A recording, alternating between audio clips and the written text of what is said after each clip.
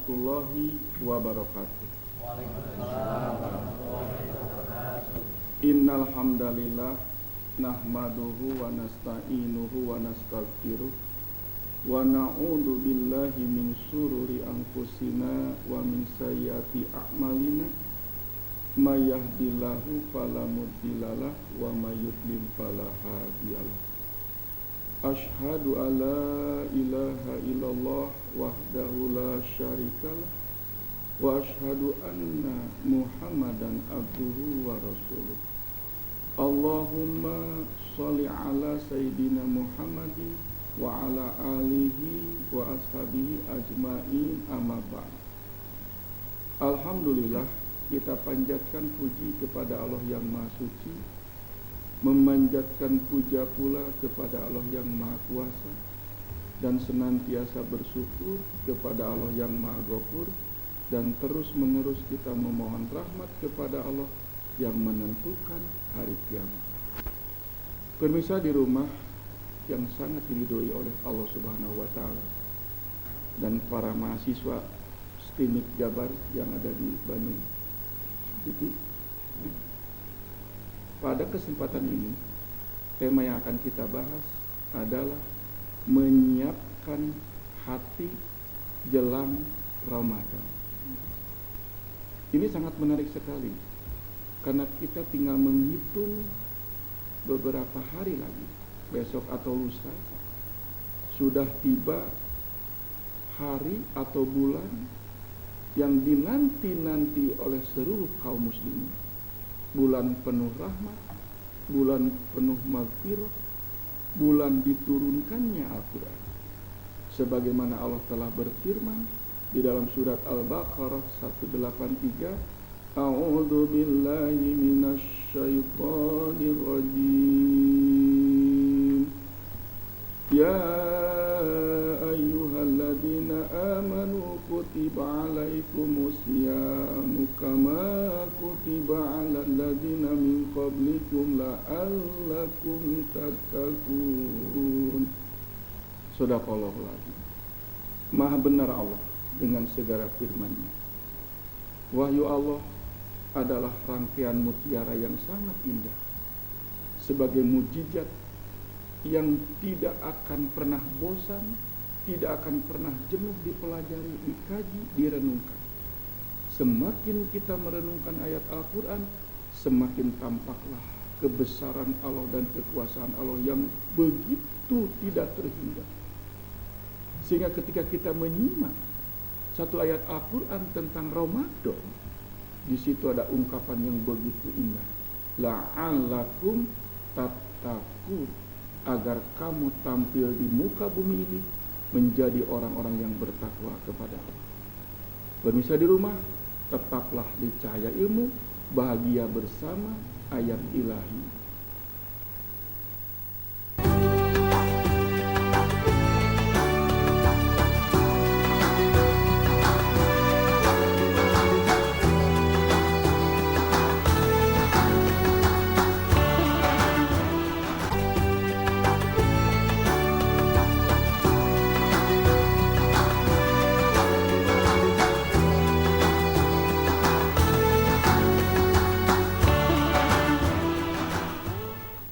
Baiklah pemirsa di rumah, kita lanjutkan pembahasan kita yang akan membahas tentang hati.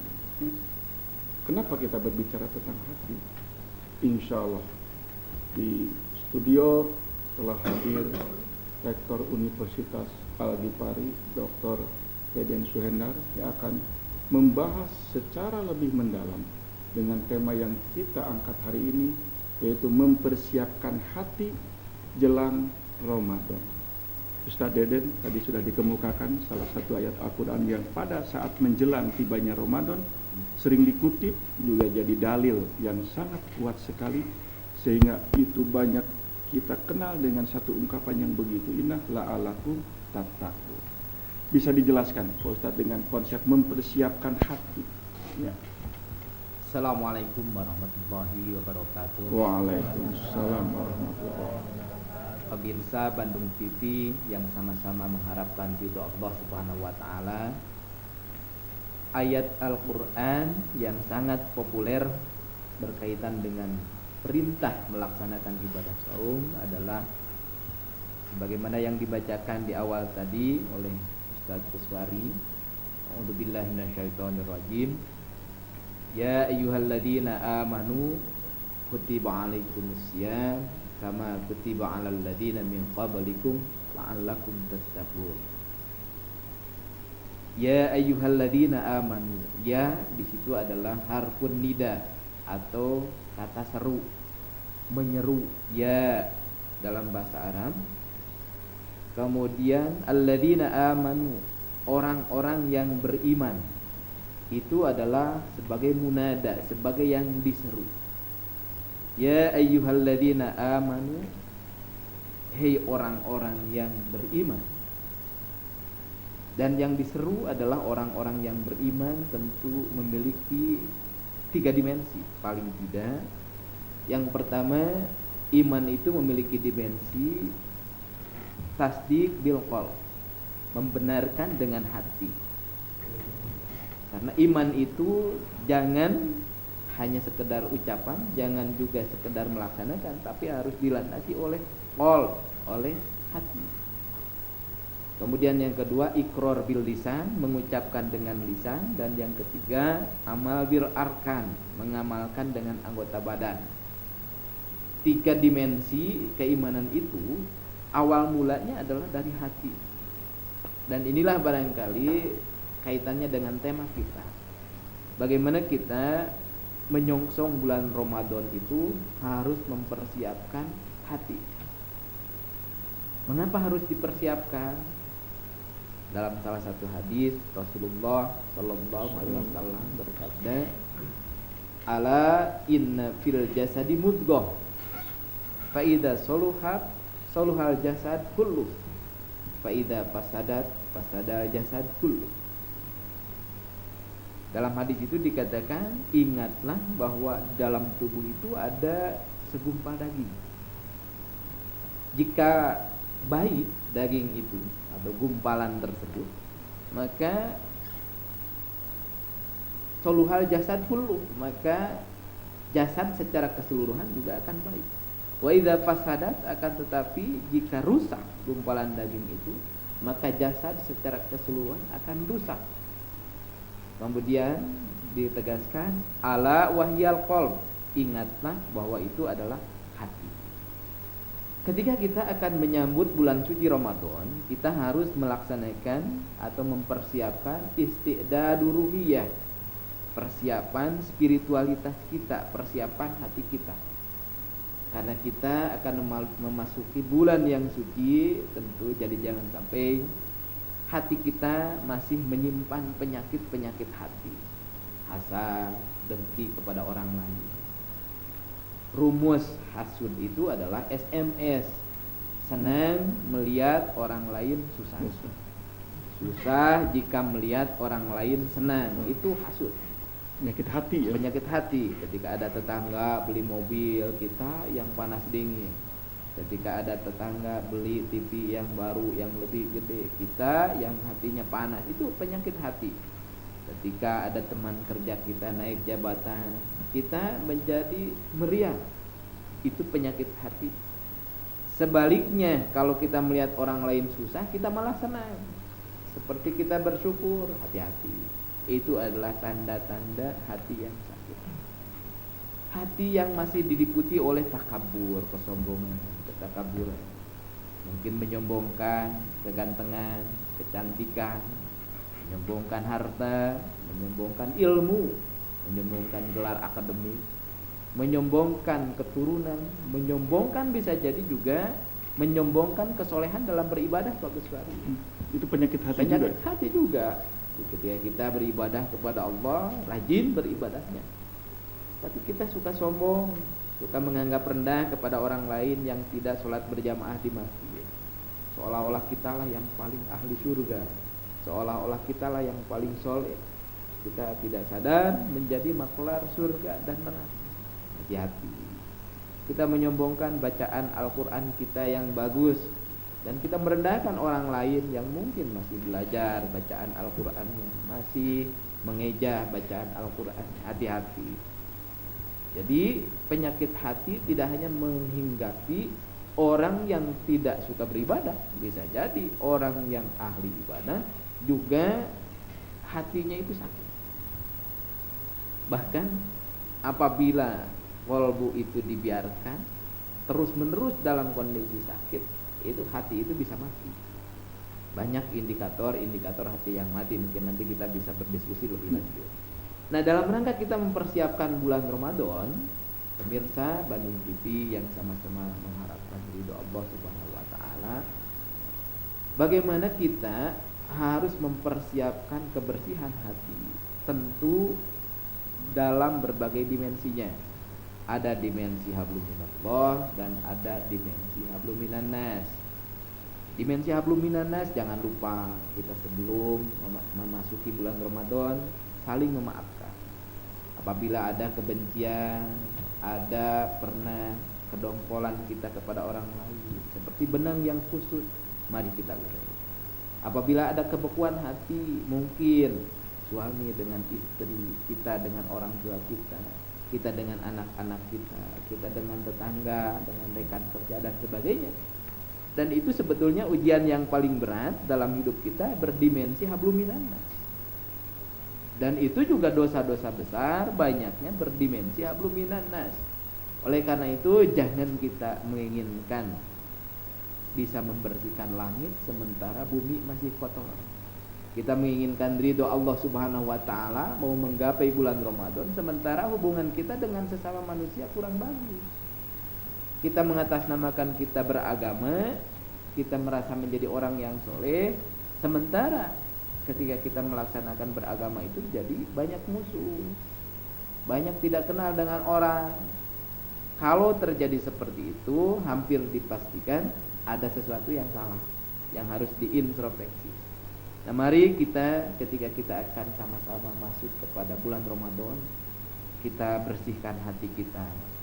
Kita bertobat kepada Allah Subhanahu wa taala, dan tentu kalau menyangkut sesama manusia, mari kita perbaiki. Apabila ada hubungan silaturahim yang terputus, kita tidak bertegur sapa dengan siapapun, coba kita perbaiki. Coba kita meminta maaf, walaupun mungkin kita merasa tidak salah, orang lain yang salah kepada kita. Tidak ada salahnya kita yang terlebih dahulu meminta maaf. Karena dengan meminta maaf, insya Allah kita tidak akan turun harga diri dengan drastis. Tidak. Justru ketika kita meminta maaf, malah derajat kita yang lebih tinggi. Dan pemirsa Bandung TV rahimakumullah, siapkan hati juga kaitannya dengan siapkan mental kita menjelang bulan Ramadan. Jadi jangan sampai mentalnya kurang bagus. Nah, ini yang sering terjadi Pak Kuswari ya. Dari Ramadan ke Ramadan itu berulang. Kita kebanyakan masjid-masjid hanya makmur pada awal bulan Ramadan. Itu mentalnya kurang bagus. Harusnya kita siap mental bagaimana kita bisa pahit, bagaimana kita bisa bertahan memakmurkan Ramadan itu sepanjang Ramadan, bahkan bisa dibawa keluar bulan Ramadan. Saya melihat indikasi banyaknya kita ramai di masjid, ramai tadarus Al-Quran pada minggu pertama, minggu kedua, minggu ketiga dan minggu keempat. Ibu-ibu sudah pada sibuk tawaf di Pasar Baru, sibuk di Carrefour. Nah, bapak-bapaknya pada sibuk, ada yang tune up mobil, ada yang ngecat rumah dan sebagainya untuk persiapan Ramadan, persiapan Idul Fitri. Itu berbanding terbalik dengan apa yang terjadi di Masjid Nabawi, di Masjidil Haram. Semakin dekat ke Idul Fitri, itu semakin makmur masjid itu. Tapi sebaliknya kalau di kita, semakin mendekati Idul Fitri, semakin sedikit jamaah di masjid. Coba kita siapkan kolbu kita, siapkan mentalnya, spiritualitasnya, siapkan yang baik. Seperti kita akan main bola, timnya akan main bola, tentu harus mampu mempertahankan semangat bukan hanya di awal permainan saja, harus sampai akhir, sampai final. Ini juga mungkin menjadi salah satu hal yang harus kita garis bawahi bersama. Tentu banyak dimensi kaitannya dengan kolbu. Bagaimana kita juga pada bulan Ramadan harus tetap menjaga kolbu kita dan mempersiapkan dari saat ini Jangan sampai kita mau menyambut Ramadan itu sudah bingung terlebih dahulu. Ibu-ibu sudah bingung nanti karena anggaran akan naik. Bapak-bapaknya sudah bingung memikirkan mau beli baju lebaran dan sebagainya. Tentu hal-hal yang seperti itu harus kita jauhi. Justru kita harus bergembira ketika akan masuk ke dalam bulan Ramadan. Dalam salah satu hadis dikatakan, man fariha biduhuli Ramadan harramahullahu jasadahu alam nar. Siapa yang bergembira dengan masuknya bulan Ramadan, maka Allah mengharamkan jasadnya tersentuh oleh api neraka. Jadi kita harus bergembira, untuk bergembira yang proporsional, bukan bergembira karena akan jualan kolak, bukan bergembira karena akan jualan baju takwa, bukan bergembira kayak di Stimik Jabar mungkin akan dapat THR, tapi bergembira yang esensial. Kita menyambut bulan yang penuh berkah, bulan yang 10 hari pertama adalah penuh dengan rahmat. 10 hari kedua adanya maghfirah Allah Subhanahu wa taala, dan 10 hari ketiga adanya itqum minan nar, adanya pembebasan kita dari panasnya api neraka. Kita harus siapkan hati kita dengan sebaik-baiknya, sambut Ramadan dengan penuh kegembiraan, dengan penuh kehusuan. Demikian Pak Buswari Bang Ria. Pemirsa di rumah, sangat menarik sekali pembahasan yang barusan disampaikan oleh Ustadz Deden tentang hati, dikaitkan pula menjelang tibanya bulan suci Ramadan. Pemirsa di rumah, tetaplah di Cahaya Ilmu, bahagia bersama ayat ilahi.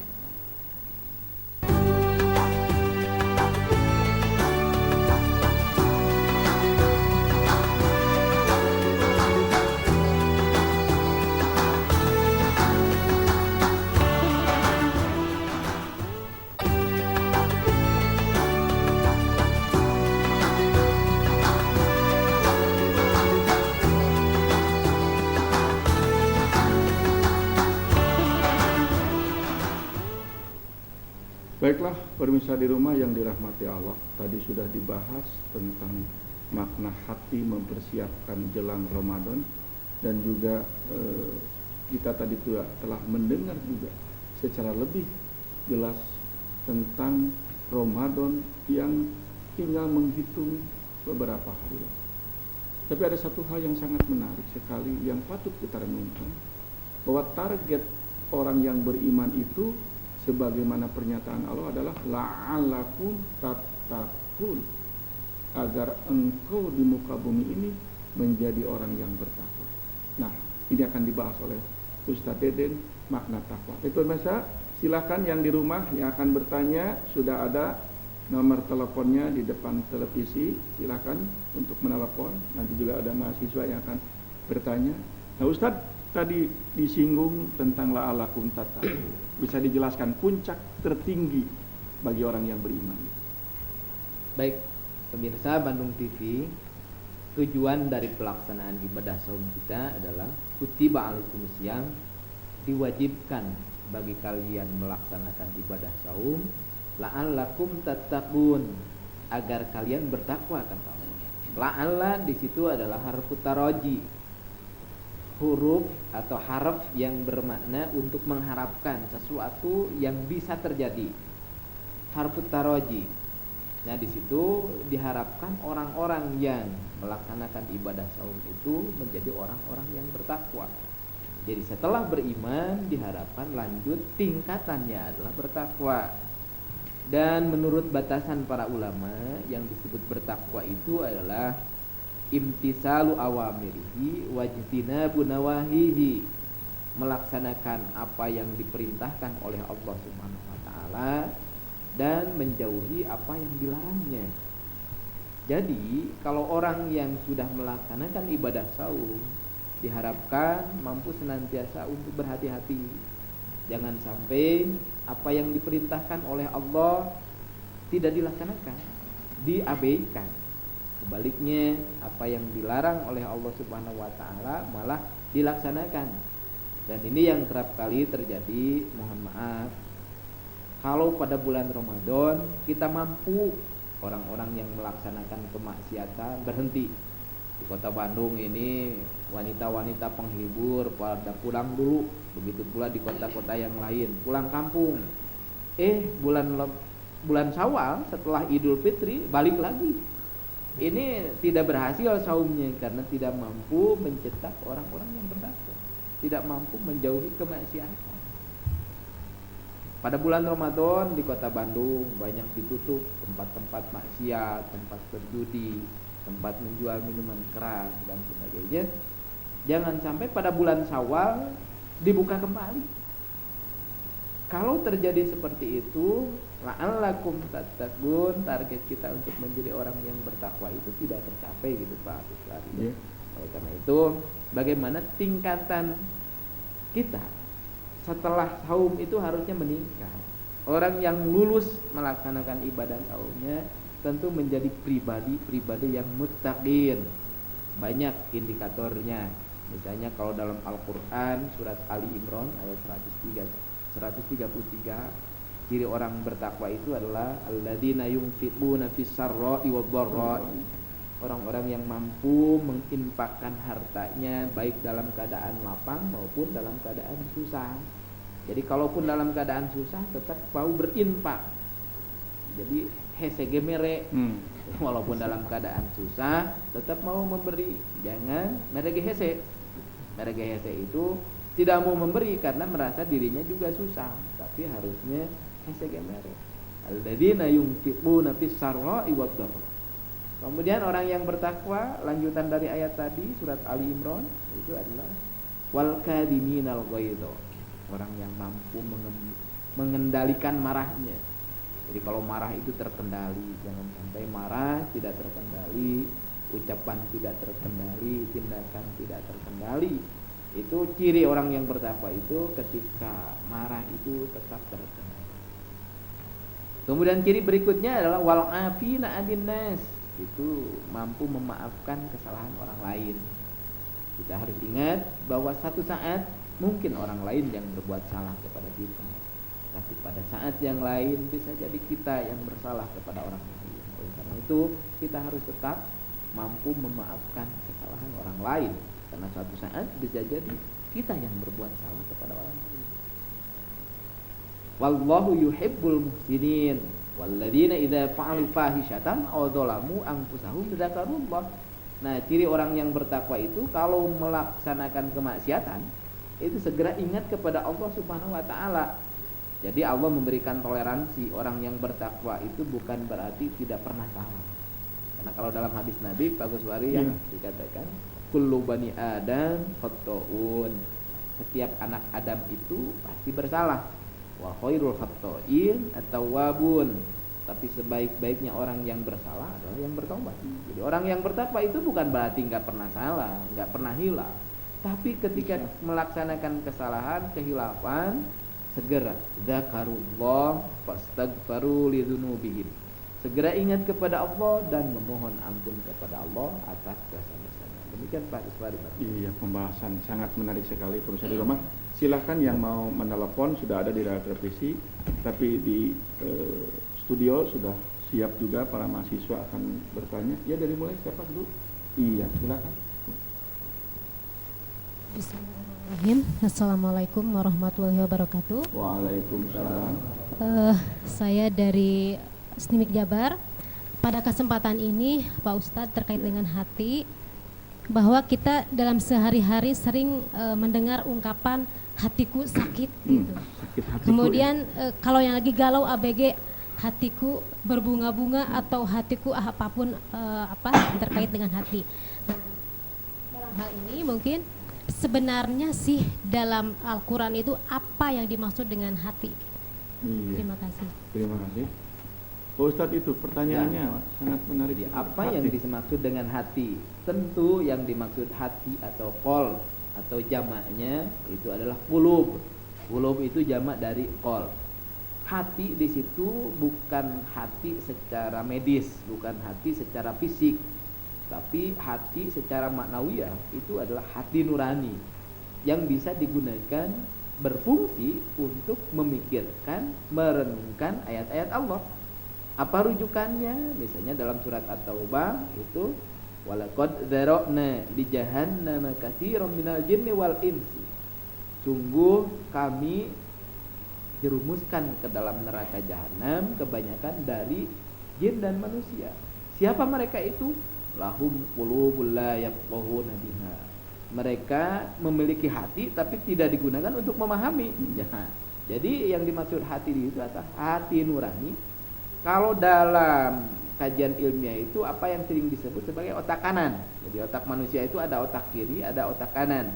Otak kiri lebih cenderung rasional, kalau otak kanan itu lebih cenderung hal-hal yang bersifat emosional. Dan bagaimana kolbu itu kaitannya banyak berkaitan dengan otak kanan. Keimanan kita bukan dengan otak tapi dengan kolb. Jadi kolbu itu di situ Bu Lida ya tadi dari sini Jabar itu bukan pengertiannya hati secara fisik tapi kolbu dalam artian fungsi untuk yang digunakan untuk merenungkan, untuk berpikir, untuk bertafakur, itu kolbu. Begitu Bu Lida ya. Silakan yang lain. Silakan pemirsa di rumah, silakan yang akan bertanya, nomor telepon sudah ada di dalam televisi Anda ya. Silakan siapa dulu, tapi Pak Ustadz nanti ada pertanyaan juga ini yang masuk ke kami. Kolbun itu pun diartikan dengan bolak-balik. Mungkin Pak Ustadz bisa menjelaskan maknanya apa sebenarnya? Ya. Betul, itu Pak Suari memang ada salah satu doa yang berbunyi begini. Ya muqallibal qulub, tsabbit qalbi ala dinika. Wahai zat yang maha membolak-balik hati, maksudnya kepada Allah. Wahai zat yang maha membolak-balik hati, tsabbit qalbi ala dinika. Tetapkan hatiku atau qalbuku untuk senantiasa berada di bawah naungan agamamu. Jadi hati itu berbolak-balik. Hati itu bisa lebih cenderung kepada kebaikan, lebih cenderung juga kepada keburukan. Jadi bisa bolak-balik. Sehingga kita dalam kehidupan sehari-hari tidak jarang melihat ada mantan ustadz, ada juga mantan preman. Lebih baik mana? Mantan ustadz dengan mantan preman? Lebih baik mantan preman yang kemudian jadi ustadz. Tapi yang paling mengerikan adalah mantan ustadz yang tadinya jadi ustadz tapi kemudian menjadi preman. Mengapa terjadi seperti itu? Karena kolbu itu bisa bolak-balik, bisa berubah-ubah. Dan iman manusia juga yazid wa yanqus. Iman itu bisa naik, bisa turun. Nah oleh karena itu bagaimana upaya kita Pak Kuswari harus melihara kolbu itu, memberi gizi kepada kolbu. Gizi kolbu adalah hal-hal yang bersifat ruhaniah, berzikir, membaca Al-Quran. Bagaimana kita juga sholat yang khusyuk, sholat malam selain sholat yang wajib, sholat rawatib selain sholat yang wajib. Itu memberi gizi kepada kolbu kita, bersyukur, bersabar, memberi kepada fakir miskin. Itu gizi kolbu. Jadi ketika kita merasa nyaman, merasa nikmat ketika memberi, membantu fakir miskin, itu gizi bagi kolbu kita. Itu jadi paham ya. Jadi hati itu berbolak-balik dan upaya kita bagaimana selain berdoa tentu berupaya agar hati kita tetap berada di jalan yang istiqomah, dalam jalan keimanan kepada Allah Subhanahu wa taala. Begitu Pak. Iya. Silakan dari sebelah ini yang bertanya ya. Iya. Assalamualaikum warahmatullahi wabarakatuh. Waalaikumsalam. Nama saya Abdul Rauf dari kampus Timik Jabar. Pak Ustadz, kan sebentar lagi kita akan memasuki bulan suci Ramadan. Nah, banyak cara orang supaya puasanya tetap terjaga. Nah, yang jadi pertanyaan, bolehkah apabila pas sahur minum vitamin sebagai suplemen supaya puasanya tetap fit atau terjaga? Begitu Pak Ustadz, terima kasih. Iya. Itu Pak Ustadz pertanyaannya, silakan dijawab. Pertanyaan dari Abdul Rauf dari Timik Jabar ya begini. Kalau atlet didoping itu kan nggak boleh ya, didiskualifikasi atlet didoping. Kalau kita beribadah itu didoping dengan suplemen, enggak, yang wajar-wajar saja. Suplemen vitamin kan bukan hanya ketika saum, di luar saum juga kita melakukan seperti itu. Yang wajar-wajar saja silahkan, tidak ada masalah. Tapi kalau sudah di luar kewajaran, misalnya kita pada saat sahur minum pil yang biasa dikonsumsi oleh TNI itu Pak Kuswari ya. Ketika TNI akan masuk ke hutan supaya kalaupun 2 minggu nggak makan nggak masalah gitu. Nah itu mah udah curang itu sudah curang. Kalau berlebihan jadi minum doping yang bisa tahan lapar sampai 2 minggu, apalagi ya kalau sehari mah nggak terasa sama sekali. Tentu esensi dari ibadah saumnya juga rasa lapar dahaga itu tidak bisa terasakan. Iya. Bentar Pak Ustadz. Halo, ya dengan siapa? Assalamualaikum warahmatullahi wabarakatuh. Waalaikumsalam warahmatullahi. Silakan. Ustaz, dalam Al-A'raf 96 disebutkan bahwa kalau penduduk negeri beriman dan bertakwa, pasti barokah dari langit dan dari bumi diturunkan kepada kita. Nah ini pertanyaannya begini Pak Ustaz. Iya. Betulkah kata ahli hukum bahwa tsunami, HIV AIDS, kehancuran kurs rupiah, BBM siksa dan kemelarasan adalah siksa dari Allah gara-gara penduduk negeri ini tidak takwa, artinya tidak menerap hukum Allah secara kafah, kata Ustaz. Kedua Pak Ustaz, Umaro sekarang kan melarang dalam 1 bulan misalnya tidak boleh ada minum bir dan lain-lain, tapi setelah bulan Syawal dibolehkan kembali Pak Ustaz. Apakah itu Umaro itu seolah-olah mempermainkan ayat Allah, bakal diterima saum dan sholatnya? Karena kata Pak Ustaz katanya maksiat itu harus ditutup sampai selama-lamanya. Terus bagi kami rakyat yang telah mencoblos para umaro yang tadi mempermainkan hanya 1 bulan saja, maksiat boleh tidak ada, hiburan maksiat boleh tidak ada, tapi selanjutnya apakah kita juga ini sebagai rakyat pencoblos diterima sholat dan saumnya, artinya bisa ke neraka atau ke surga sholat kami para pencoblos orang yang mempermainkan ayat Allah? Demikian Pak Ustadz. Wassalamualaikum warahmatullahi wabarakatuh. Waalaikumsalam. Itulah Pak Ustadz Deden, ini pertanyaan dari Pak Abdillah ya. Ya, dari Pak Abdillah bertanya kaitannya dengan Al-A'raf ayat 96. Pak Abdillah, di dalam Al-A'raf ayat 96 Allah Subhanahu wa taala berfirman, "Walau anna ahlal qura amanu wattaqau lafatahna 'alaihim barakatin minas sama'i wal ard."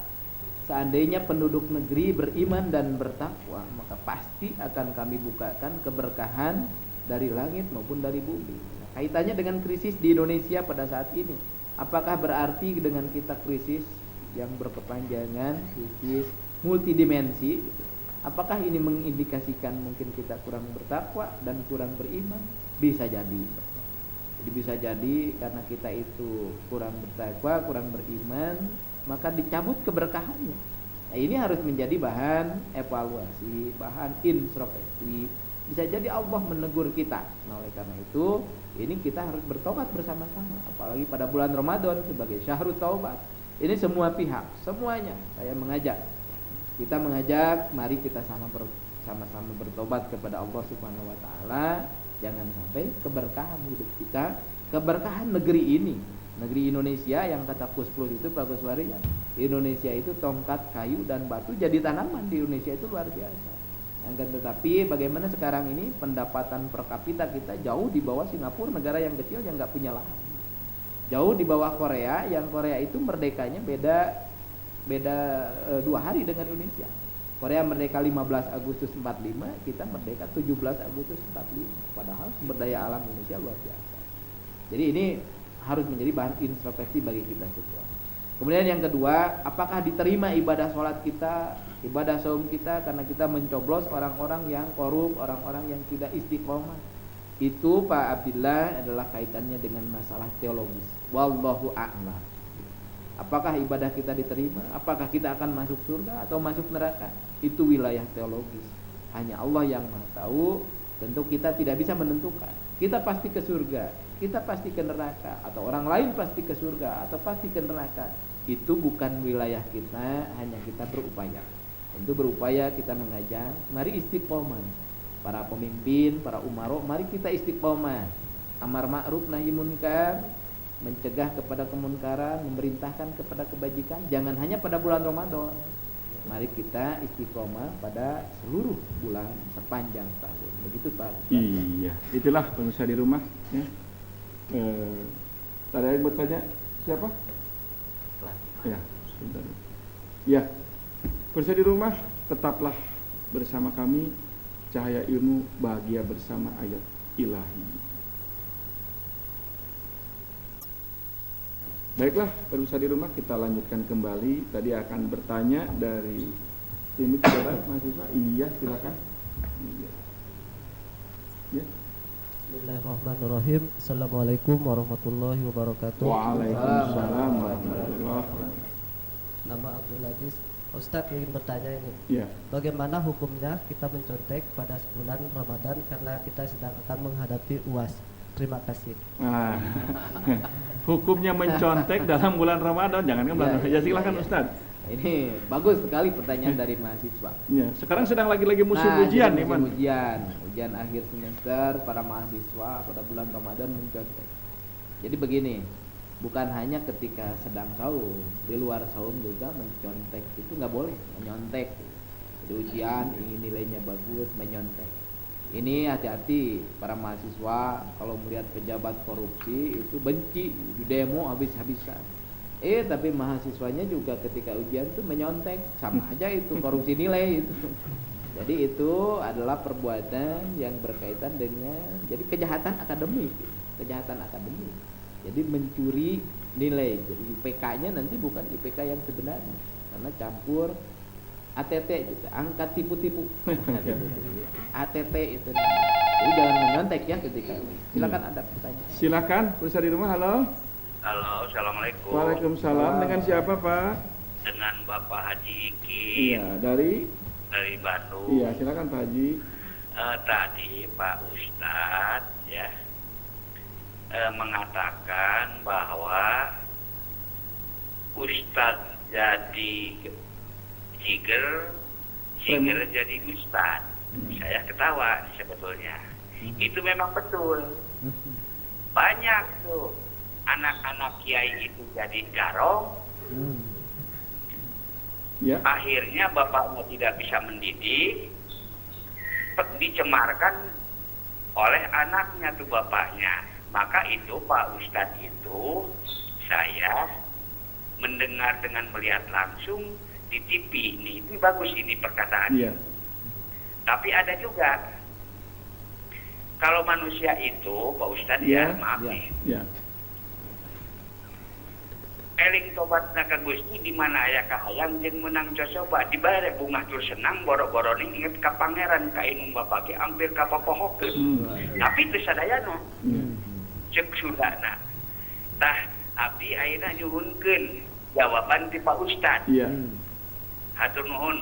Wassalamualaikum warahmatullahi wabarakatuh. Waalaikumsalam. Ngatur ke nuhun ka Bapak. Mana Pak Ustad namanya?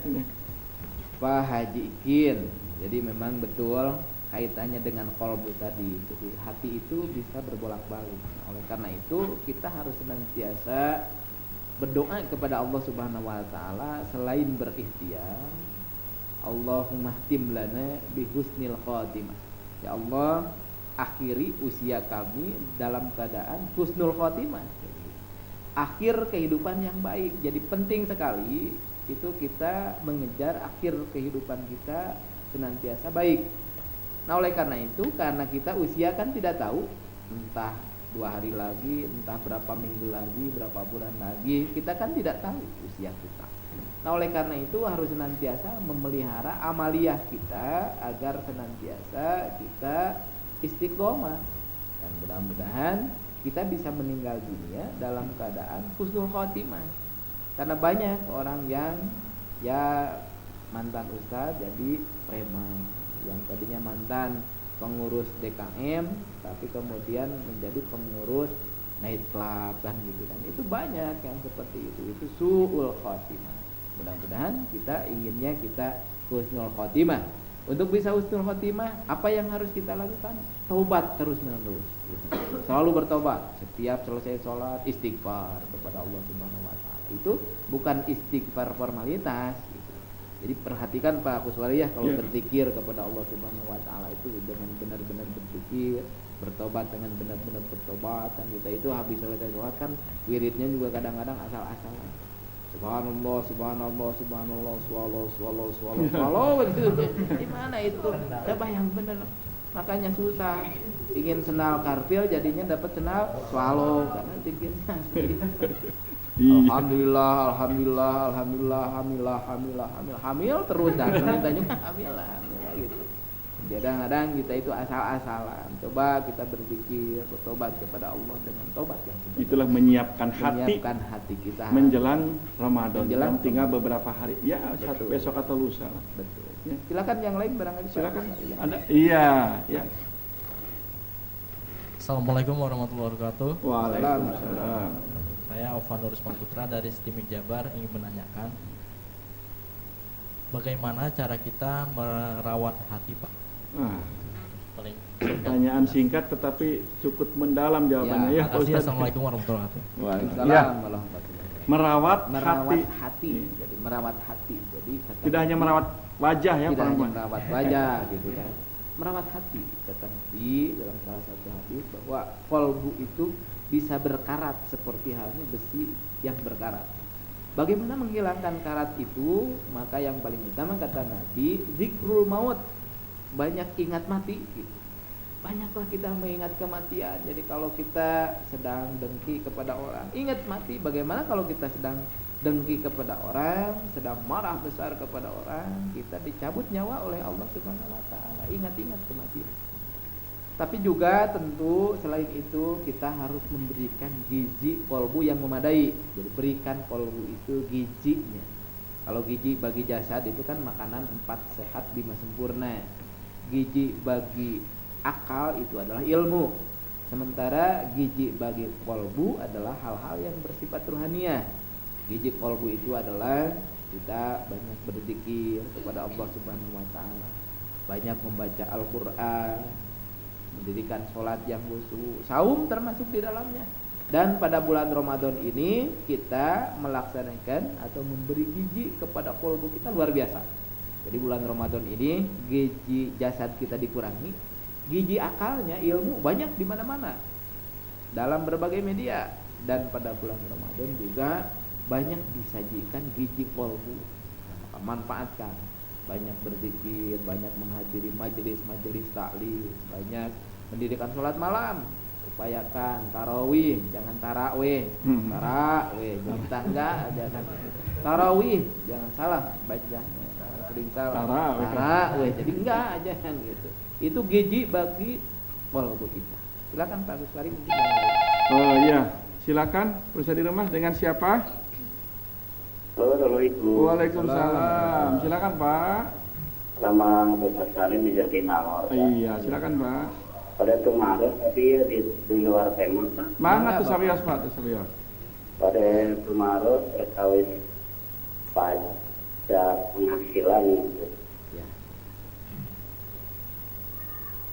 Terus Iya, gimana Terus Pak? Pak, pajak pertanyaannya? penghasilan itu sabarahaan terus diwajibkan kedah bayar pajak gitu Pak. Oh gitu ya. Pajak penghasilan Pak ya? Ya. Sanes zakat Paknya, iya mah pajak Pak. Jakat mungkin Bapak ya. Zakat ya. atau pajak Pak? Jakat. Pajak mana? Pajak penghasilan. Oh, pajak penghasilan. Segitu wae Pak, terus diantar. Ya, Iya. baik Assalamualaikum Bapak. warahmatullahi wabarakatuh. Waalaikumsalam. Waalaikumsalam. Kayaknya yang ditanyakan Bapak Pak Salim itu zakat ya. Tapi kalau menyangkut pajak itu kan PPN, pajak Ya, penghasilan, penghasilan. ada aturannya. Pajak penghasilan itu kan 15% ya. PPN itu 15%. Tapi itu tidak semua orang terkena pajak, ada batasannya. Itu silakan dihubungi kantor pajak kalau pajak. Tapi kalau yang kaitannya dengan zakat, mungkin kalau kaitannya dengan zakat Pak Salim, itu zakat penghasilan itu para ulama berijtihad itu zakatnya sama dengan zakat perniagaan. Zakat perniagaan emas, perak itu 2,5%. Jadi kalau pajak masih silakan ke kantor pajak konsultasi. Tapi kalau kaitannya dengan zakat itu para ulama berijtihad 2,5%.